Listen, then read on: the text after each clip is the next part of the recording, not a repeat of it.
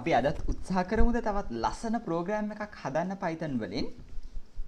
Python වල තියෙන input දැනුම නැත්නම් string input දැනුමයි integer input දැනුමයි දෙකම ඔයගොල්ලන්ට මේකදී භාවිතා කරන්න පුළුවන් වෙනවා. මේ හදන්න යන්නේ salary slip එකක්.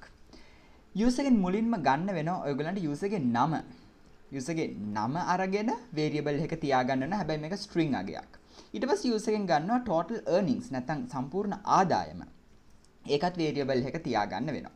ඊට පස්සේ user ගෙන් ගන්නවා total deductions නැත්නම් සම්පූර්ණ වියදම. ඒකත් variable එක තියාගන්න වෙනවා. මේ earnings සහ deductions කියන දෙකම integer අගයන් නැත්නම් numbers තියෙන අගයන් විදිහට අපිට සඳහන් කරන්න පුළුවන් වෙනවා.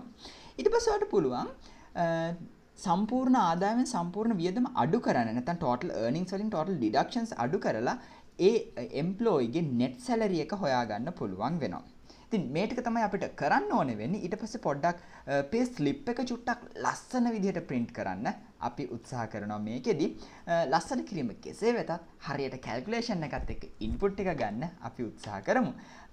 program එක run කරාට පස්සේ මම run කරලා පෙන්නන්නම් output එක මෙන්න මේ විදිහට එන්න ඕනේ. මුලින්ම user ගෙන් නම ඉල්ලන්න පුළුවන්. අපි සුපුරුදු user name එක ඔයගොල්ලෝ වෙන ඕනේ name එකක් දීලා try එකක් දෙන්න. user ගෙන් total earnings කීයද කියලා අහනවා. right මම කියනවා මගේ total earnings රුපියල් 1000යි කියලා enter කරනවා.